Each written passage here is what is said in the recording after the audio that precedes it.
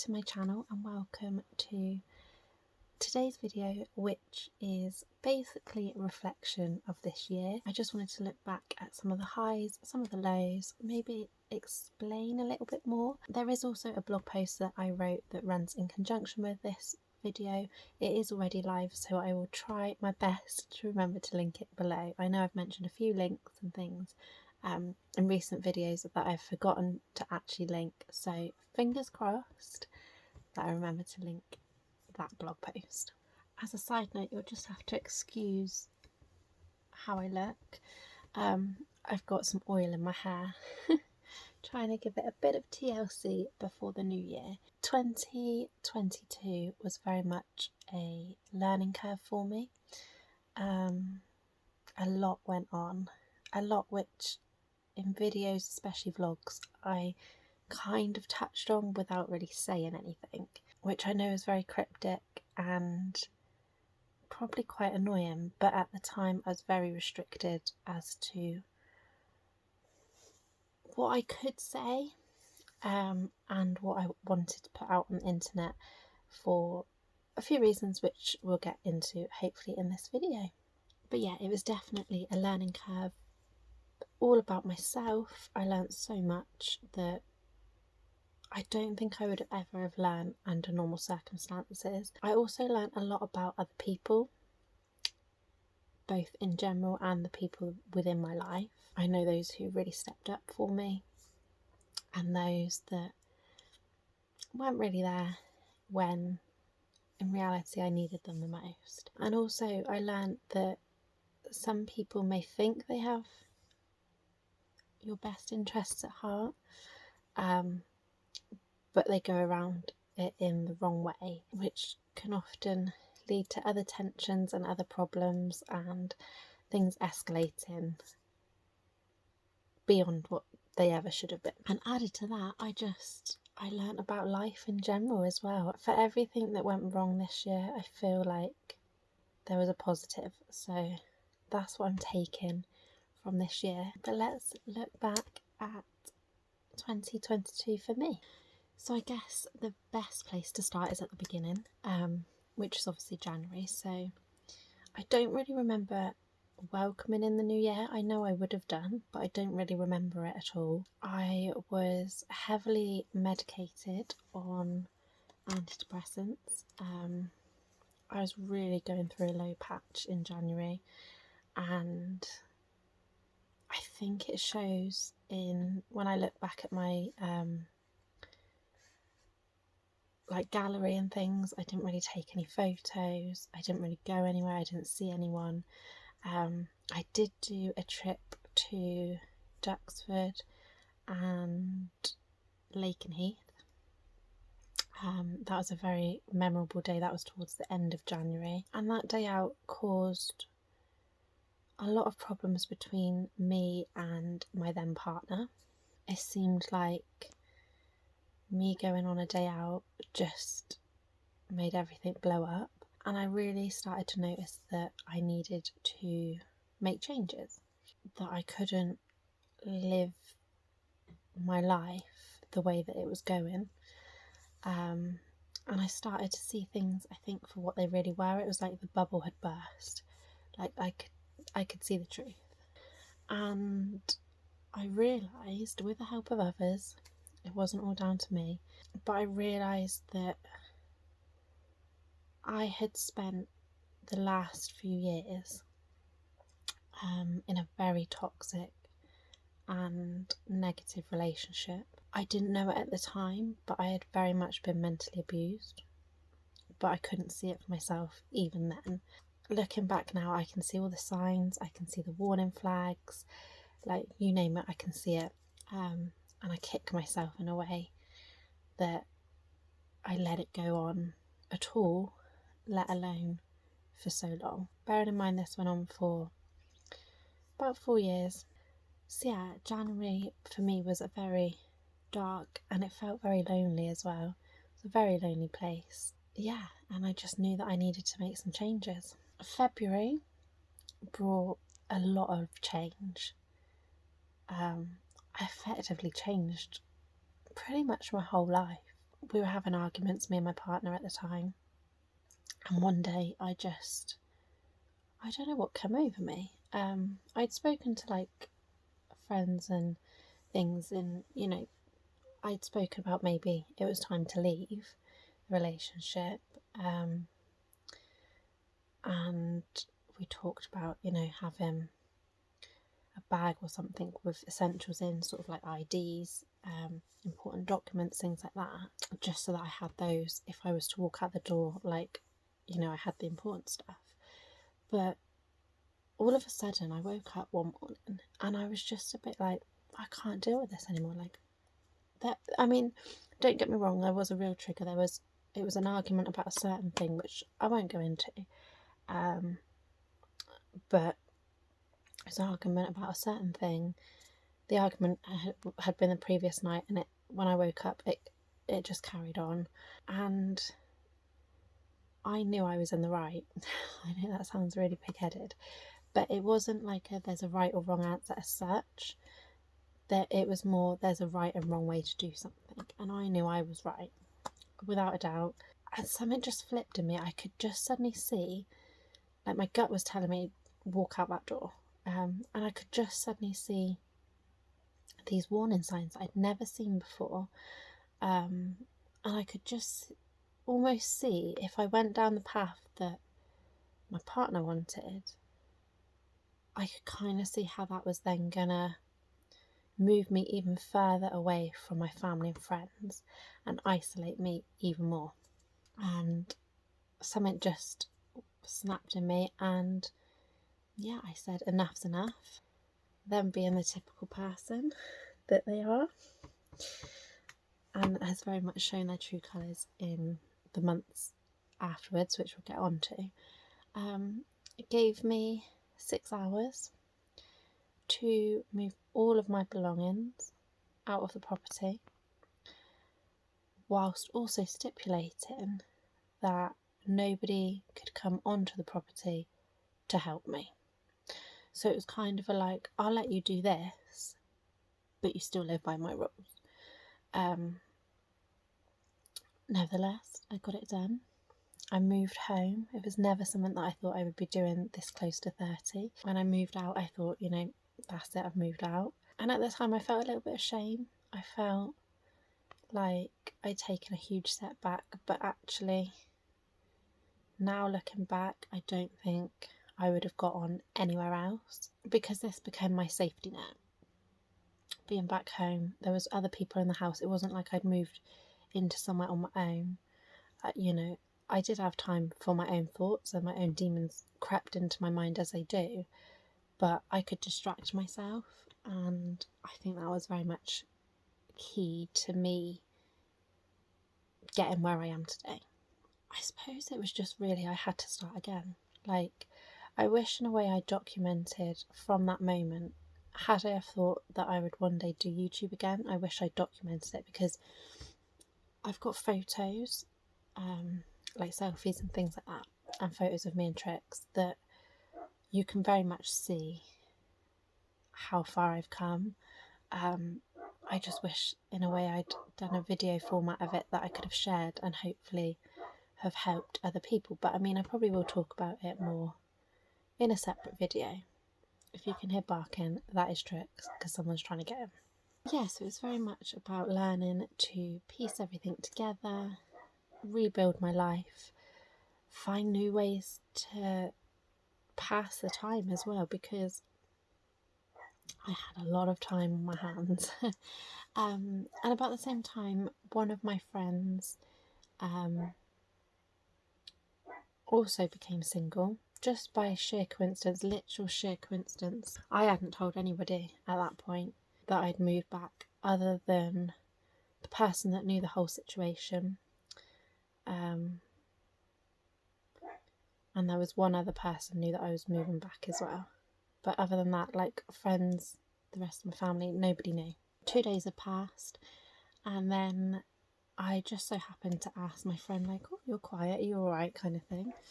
And they were just like, no, me and my partner split up. So I think, as horrible as that was a situation for them, that kind of helped me, and by that I mean in the sense of we were going through very similar, like even circumstance was similar, and when I admitted that I'd moved back home and what had gone on, I think they were in a bit of shock, because I don't think they, from the outside looking in, they didn't know that. One sec. Distractions, you are. You are distractions. Yes, you are. You just want it because my laptop heater's on and it's cold. Sorry about that interruption. So yeah, I think they were in quite a bit of shock. But that month and the months that followed as well, I feel like we got so much closer, because we were just able to support each other, and a lot of the feelings were the same. How to explain it? Because they were both very toxic relationships. When you come out of a relationship like that, there is a lot of doubt, a lot of worry, and often a lot of drama as well. I feel like when you come out of a toxic relationship, from what I've heard and from what other people have said, as well as my own experience, it's never just to like walk away, they're out of your life. Like there's always repercussions, there's always other things that happen afterwards. So yeah, I feel like we kind of got each other through that time. By March, I had got myself into another relationship, which in hindsight was way too soon. She wants to get out now. Looking back, I should never have got in that relationship that soon. Like, I should have waited, and I should have had time to heal and put myself first. I think that's one of the things I've taken from this year, is I should have put myself first. But I didn't. I jumped straight in, as I always do. But I'm not going to say I was unhappy. Like, I was as happy as I could be at that time, I think. There was still a lot of stuff going on, and now someone's walking in the door. I did also learn to take accountability over my health as well as my fitness. I started working out 3 times a week. I can hear it all going on downstairs. It's so distracting. Yeah, I just started to look after myself a bit more, and try to get myself back to where I was 4 or 5 years ago, really, when I felt at my healthiest and at my fittest. By April, I celebrated my birthday, which was nice, just to do what I wanted and include the people I wanted to include. So yeah, for my birthday, I decided I wanted to go to Monkey World, which is in Dorset. So it would be about an hour and a half away from us. And yeah, I was quite looking forward to it. Having a proper day out for my birthday again, which I felt like I hadn't done for a while, because usually people were working. But I feel like this year, I think because of my mental state and how I had been and what I'd been through, I feel like people made that extra effort, which that is my bed, by the way. Which, I'd never have expected them to do, but I'm kind of grateful that they did. That morning, like, I woke up, my friend had sent me a happy birthday video, in the only way they could have possibly done it, and yeah, it did make me smile. I'll try and remember to insert it here.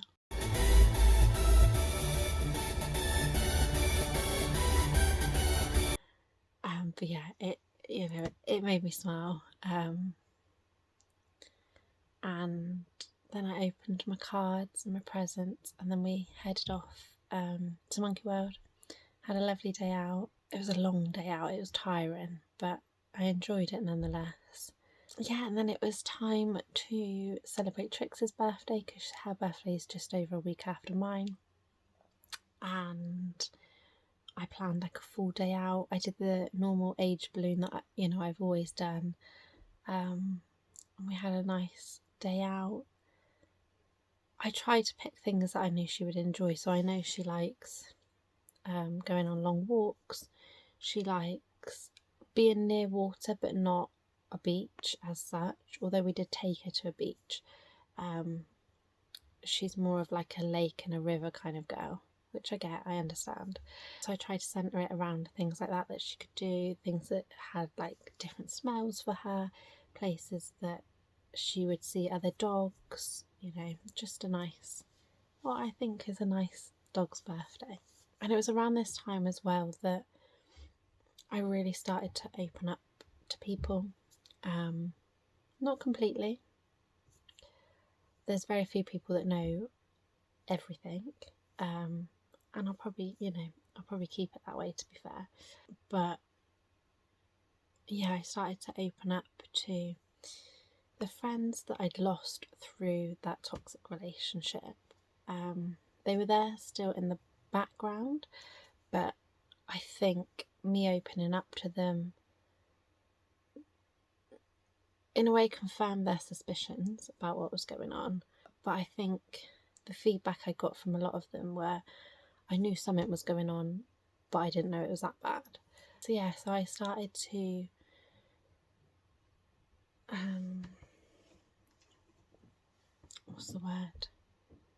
patch up and try and repair those friendships. I don't think they'll ever be as they once were, because I feel like so much has happened, but I feel, and not even just so much has happened with me, like so much has happened in their lives that I missed out on because of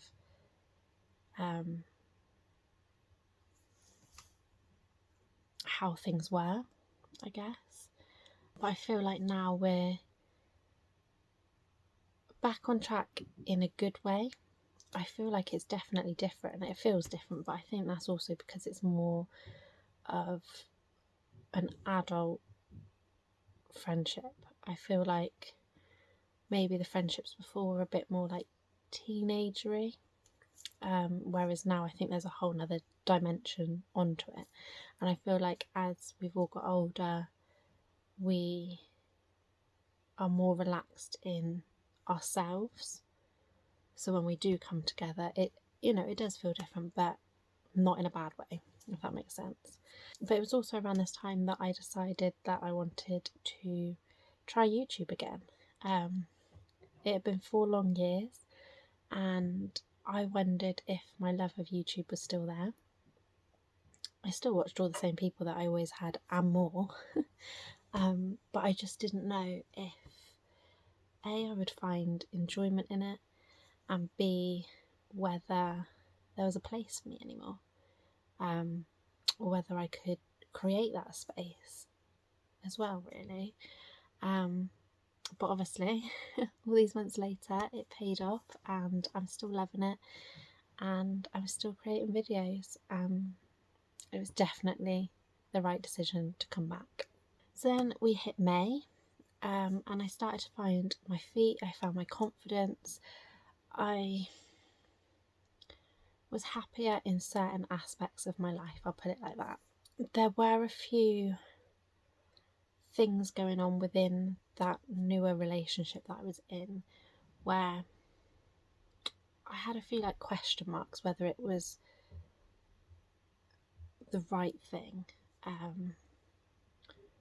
I don't know if it, at that point I didn't know if it was right person, wrong time, or just wrong person. Not in a bad way, like they were absolutely lovely, but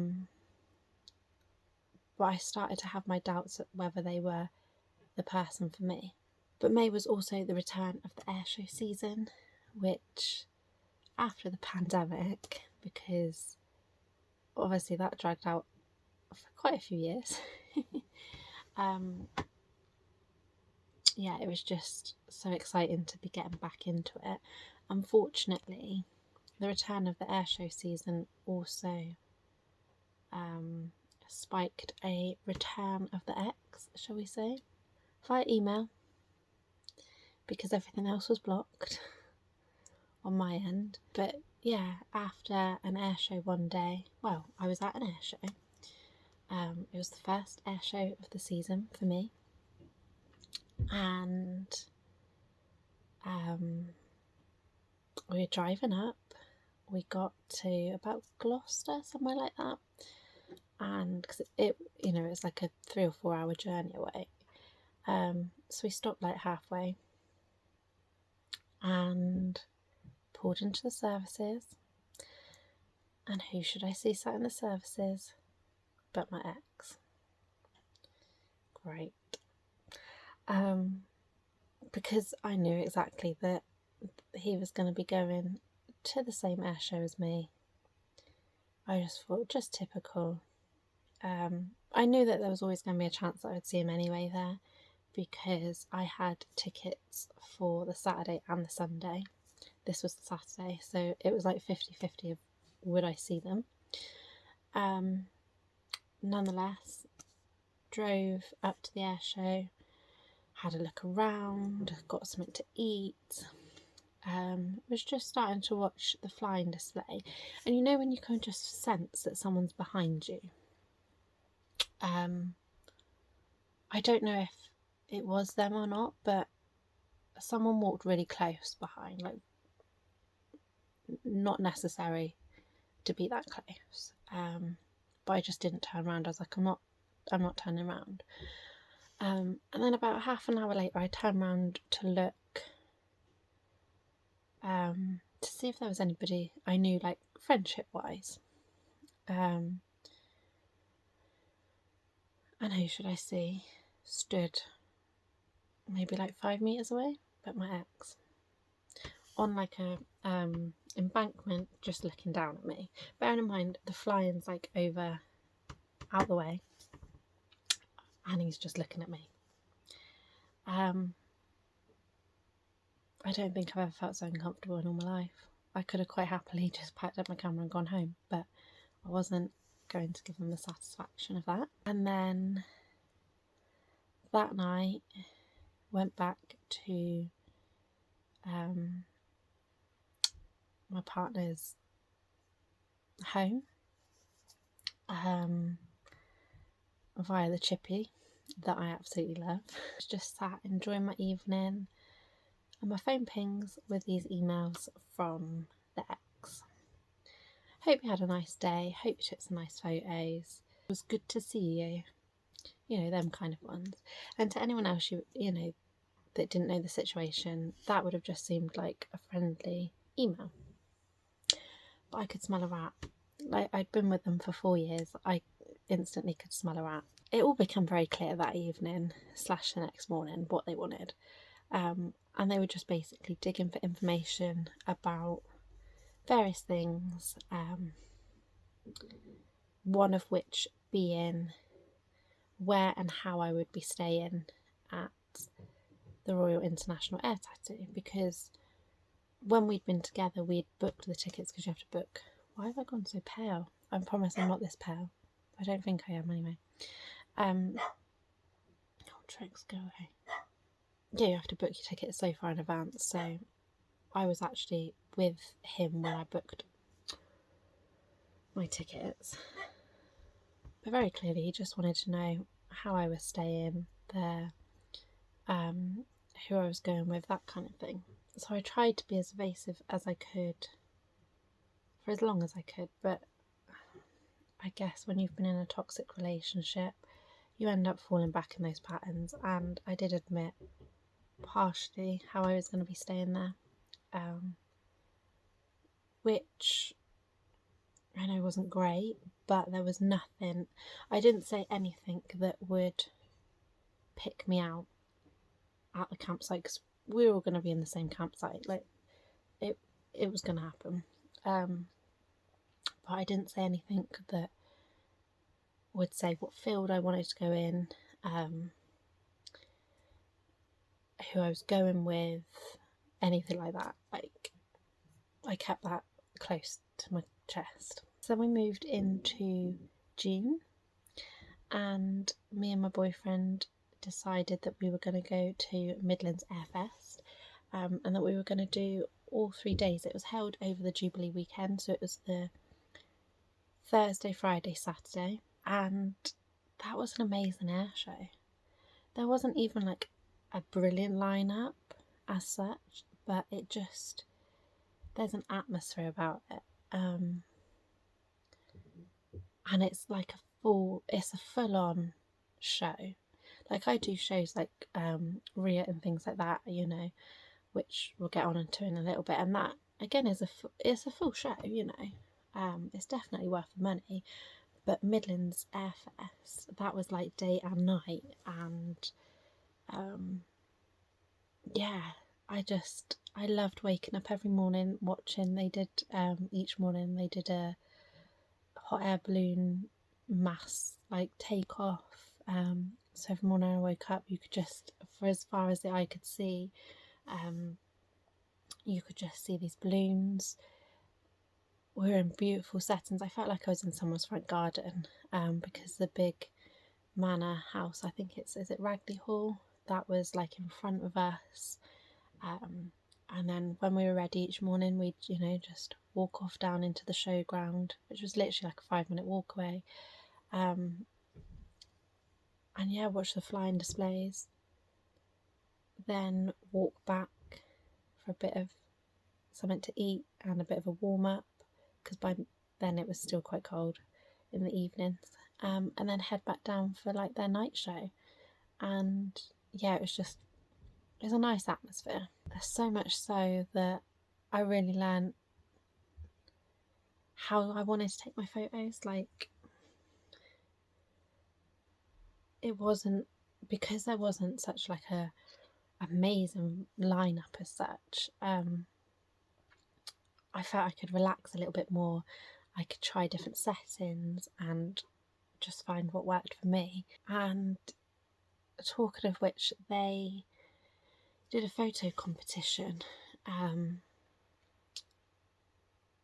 in which you could submit your photos, and I ended up winning best overall photo, which I'm so chuffed about.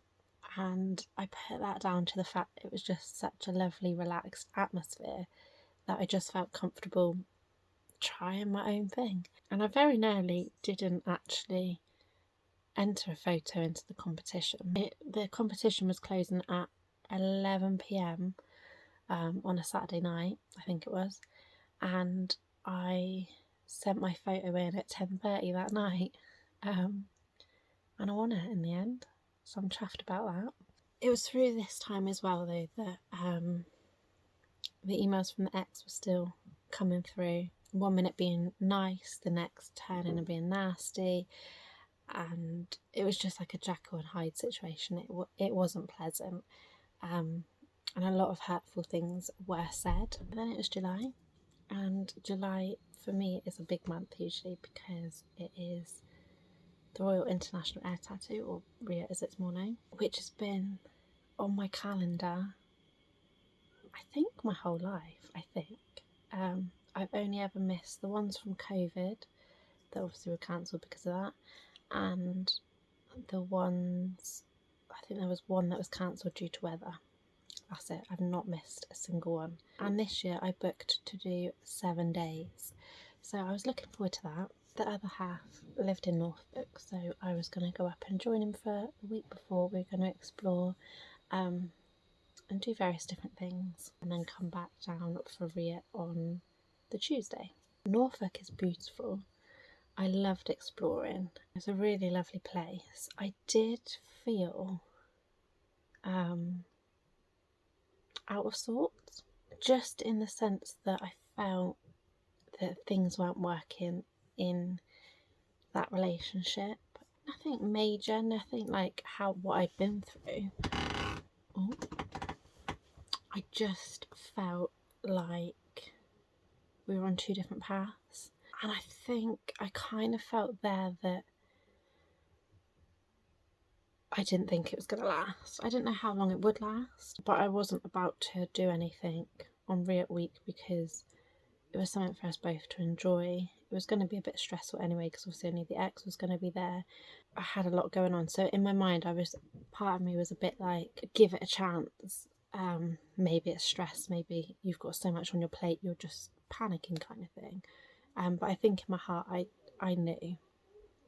And one of the things I asked myself was, could I see myself moving up to Norfolk? Because obviously I couldn't do long distance forevermore. I don't know what's going on downstairs. They're arguing and I'm hoping you can't hear it. The answer was no, I couldn't see myself living in Norfolk. And I know, like, afterwards, further down the line, like, my boyfriend said things about, you know, he could have moved down with me, but in all honesty, I don't think that would have been an option for him, because there was just too many other commitments and stuff. And yeah, I think one or the other of us would have always been unsettled in some way. But anyway, so we had a lovely time in Norfolk, came down for Ria, sat up at the campsite, enjoyed a beautiful sunset on the first night. That Tuesday night sunset was spectacular. Ready for it all to begin on the Wednesday. So if you don't know, the campsite, I think, is open from the weekend, possibly from the Saturday, I don't know, it varies some years, but we turned up on the Tuesday, because then from the Wednesday and Thursday are purely like arrival days, so everything coming in from around the world.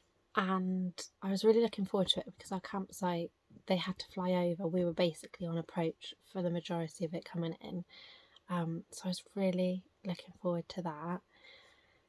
And then the Friday is arrivals / practice day. I have gone in before on that day into the actual showground, but if I'm honest, it was a bit of a waste of money because it's not a full air show, but you're almost paying the price of a full air show. So we opted to stay in the campsite. And then Saturday and Sunday is the actual show days. And then Monday is departure day, which again you can pay to go into, which is a lot cheaper, and which I did do as well. There would be plenty to occupy me with. You know, there's loads when you go into the showground on the Saturday and Sunday, there's loads on the ground, loads of stalls, so much to see and do. That was partly why myself and my family originally started to do more than one day, because we felt that, but if you wanted to watch all of the flying display, you didn't get to see anything else. So you kind of have to spread it out over a few days now. So that Tuesday, I really loved it. We were relaxing in the field, like we'd already spoken and said hello to a couple of people that were near us. Beautiful sunset, as I say. The next morning, beautiful sunrise. Yeah, and it was looking like it's going to be a good week. And then, bam, I received daily emails of abuse, which were not nice. And they involved other people as well. Some of them were like 1 or 2 sentences. Others were like full paragraphs. Being abusive to people around me, not just me. I think if it had been just about me, then perhaps I would have just ignored them. But when you start bringing other people into it, I was just like, no. And it was really getting to me. And after like the second day of abuse, I just wanted to go home. My boyfriend and my friends, everybody was like, don't go home, don't give them the satisfaction. But I honestly did. For me, that was it. Like, I'd had enough. I did end up staying. I tried as best as I could to enjoy it. And then, I don't know which day it was, whether it's a Thursday or the Friday now, I can't quite remember. I've still got like all the emails. So then on one particular day, there was this email that come through from the ex that basically said something about he'd been spreading nude photos of me around the campsite, which just completely threw me. That was something I never thought I would hear from him. Despite all the abuse, that was one thing I never thought he would say. And then something snapped at me and I thought, do you know what, enough's enough. Like, this has gone on way too long. Way too long. So I phoned the police.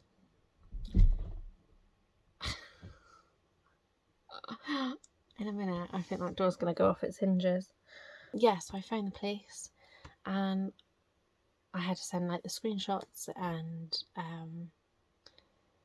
I remember having to like work out how to send them, because I had ended up having to do it via like a Dropbox type thing, because the screenshots I had amounted to over 50 screenshots of these abusive emails. Yeah, I logged it with them. They were gonna get back to me and then take a few more details and whatnot. So then I just tried to enjoy the weekend as best as I could. It did put a dampener on it. I did find that I didn't want to go anywhere. I didn't want to look around the showground in case I bumped into him, in case he shouted abuse out or anything like that. So I picked my spot. I did go out and have a look around, but I just felt constantly on edge. It wasn't a nice feeling. I then returned from Rio, which was when I then stopped filming for YouTube, because I just couldn't take any more. That week really hit me hard, I won't lie. And in the meantime, the police got in touch with me, and I had to answer a load of questions and various different things. And then the person I spoke to said that the police were going to get in touch with the ex and basically tell him off, basically say what you're doing is not on, kind of thing. And they also felt like it was time to escalate it, because it's classed as a domestic case, to escalate it to a domestic violence and abuse charity, and then they would decide if it needed to go further. So that involved going through it all again, sending off more screenshots, more evidence, things like that, filling in forms, answering so many questions. I remember being on the phone the first time for like over an hour, just like, I know they had to get obviously all the information correct and everything, but yeah, it was a lot. And when I wasn't feeling great anyway because of what had gone on, it was very mentally draining. And I must admit, I was worried that I was going to go backwards. I'd already started to go backwards. Like,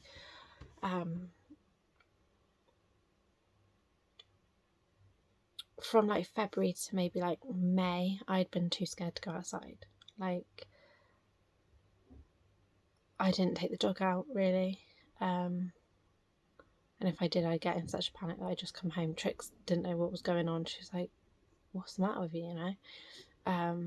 Even when it come to things like, it was nice weather and I'd sit out in the garden if there was people at home with me. But if they went out, even if they only went down to the shop or something, I'd be in and I'd lock the door. Like, I didn't feel safe. And then after May, I'd started to feel a little bit safer. I wouldn't say relaxed, but I felt a bit better, and I was just slowly getting there. And then the events of July just took me right back to the beginning. Yeah, it was a horrible, horrible situation. But nevertheless, the domestic abuse charity decided that it should go to court. So to court it went. I did end up getting my court case date for August. So I had a few weeks to wait, but I felt kind of like I was making a stand. I was doing what felt right to me. At this time as well, me and my boyfriend broke up because it just didn't feel right. There was just something, a gut feeling that just said no. So it was a really rough time, and I did film a life update. I think it was like August I filmed it and put it up after taking a break. And yeah, I explained in that video that I had so much going on, YouTube was not a priority. There were various other things going on, which if you want to find out more, then obviously head over to that video, because there was a lot more than just those things going on. It was just intense. So thankfully my friends supported me through that time so much. My friend Ellie, who obviously I mentioned quite a lot, she took me out for like drinks and a meal and things like that, just to get me out of the house. And we also, I think it was around this time, she'll probably correct me and say I'm completely wrong, but it was around this time that we were on about doing another fitness class, because we were doing aquafit. She was doing it once a week, I was doing it 3 times a week, and she was on about doing a step fitness class. I decided that I would like to join it as well, so that really helped. And my friend that had supported me back in February had continued to support me all the way through. I felt like I was becoming very, very close to him.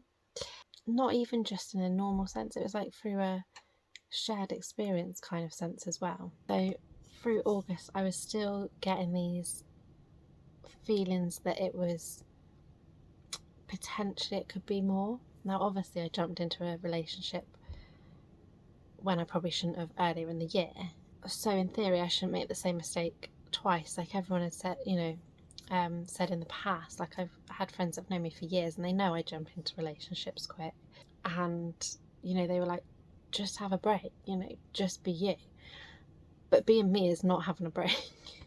As bad as that sounds. Like, my advice to anyone else would be, take a break, take some time for you. But I just can't do it. But at the same time, I knew I needed to heal. I knew I needed to take it slow. So August, in the most part, was just spent long days and evenings at the beach with Trix, and just going on long walks, enjoying the fitness classes, and just being generally a bit more social. Obviously, I had the court case as well.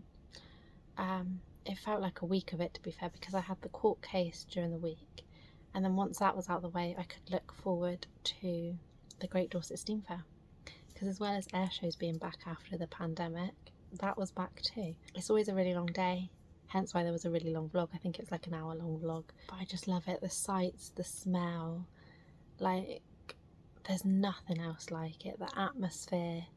I'm sad that it's not going to be on next year. They're taking a year's break, they say, so we shall see. That for me, I was able to really relax because I knew the ex wouldn't go there,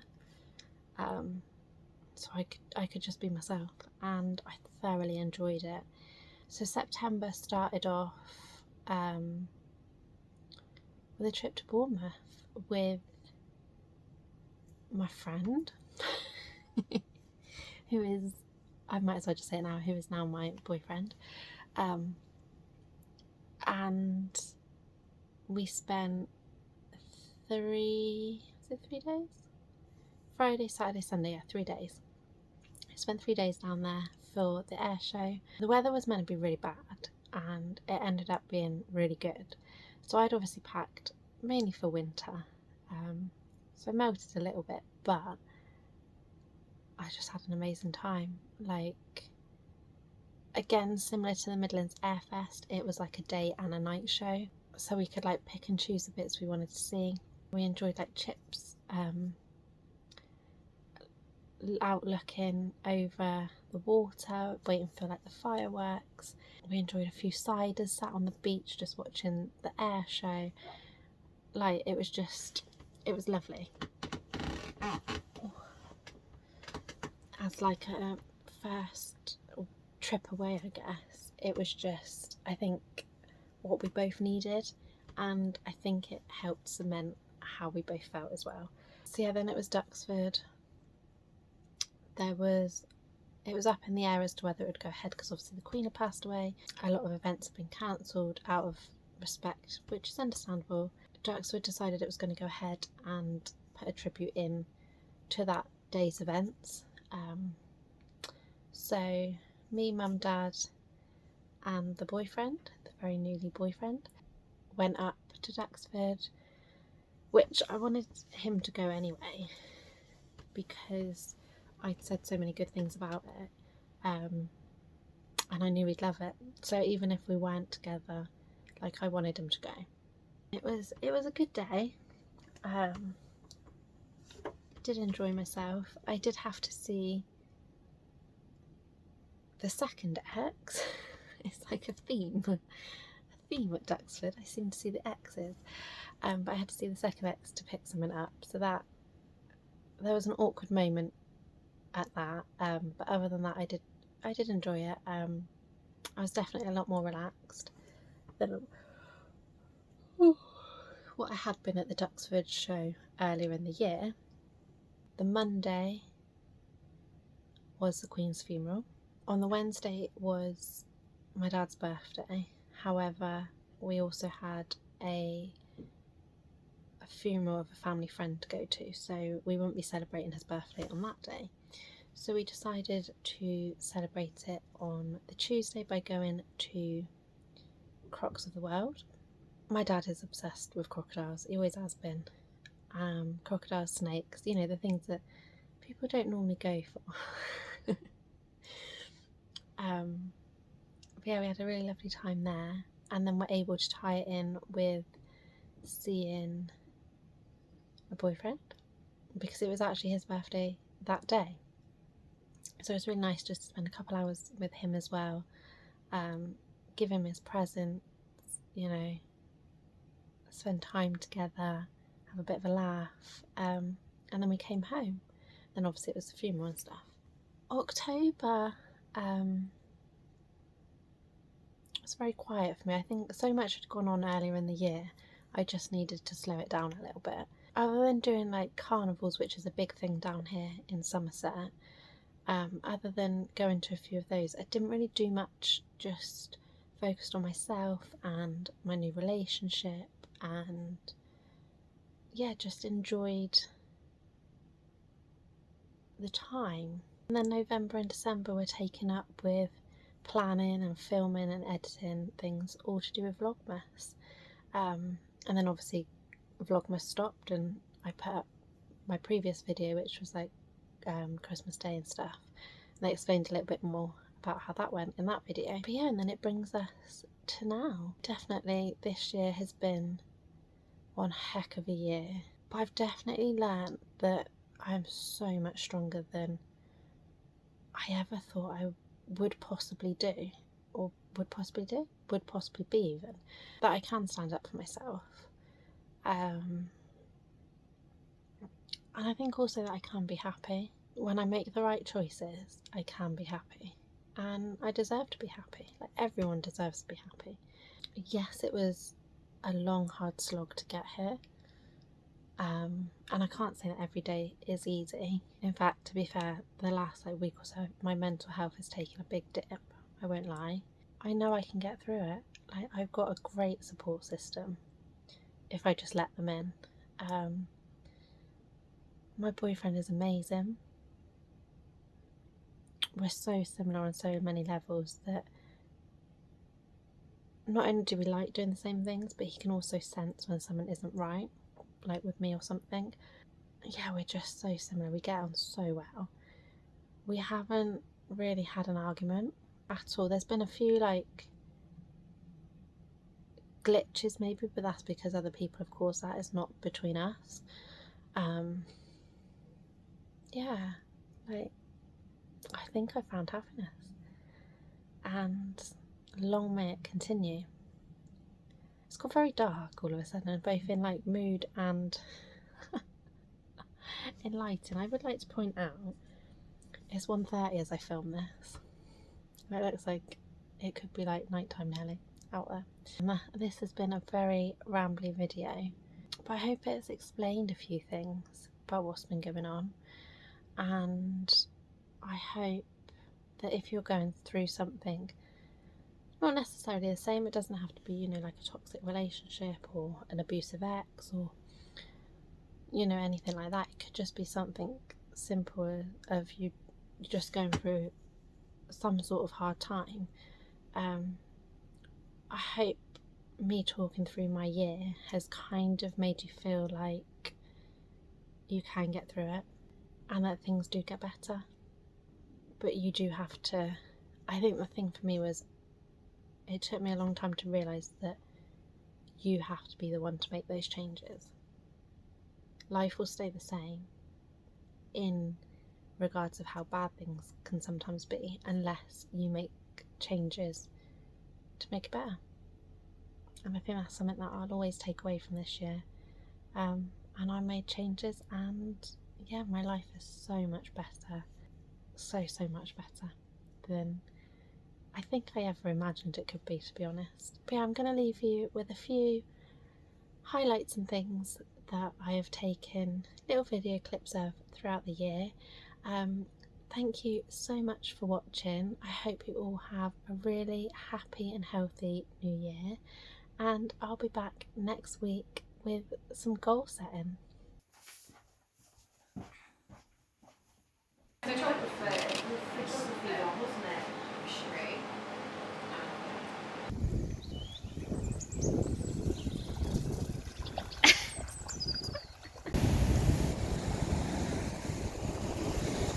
And then you get to see just how big he is. There he is, it's huge. Fantastic in terms of being able to steer that balloon, stay low.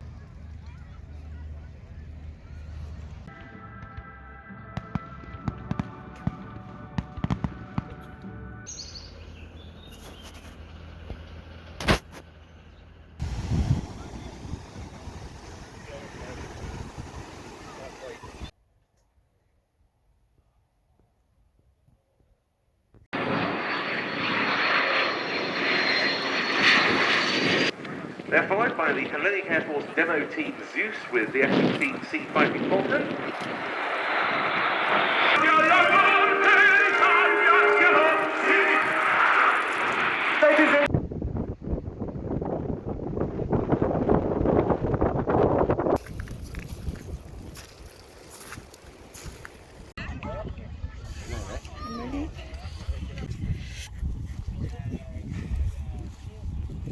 It's too hot.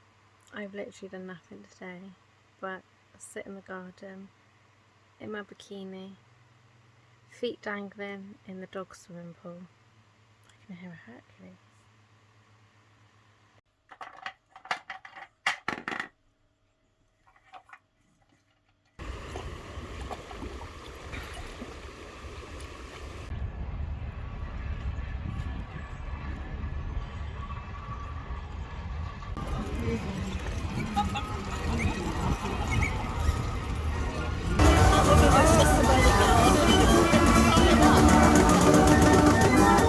And you're always there to lend your hand in everything.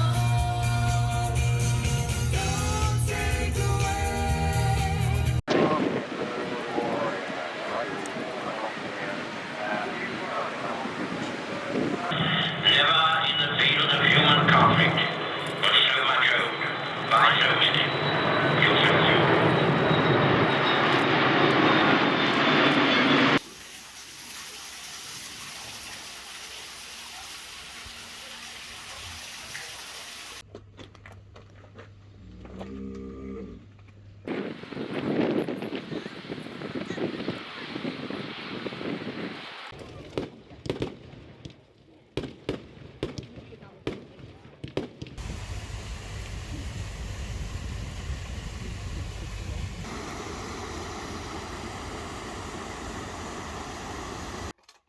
Two balls?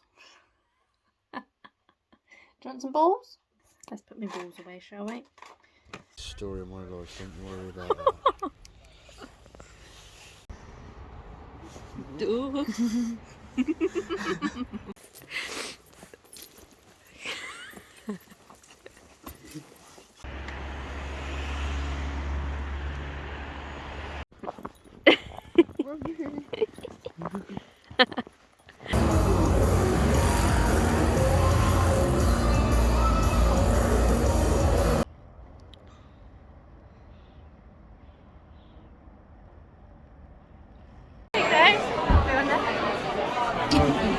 How pissed were we? Yeah, that bad.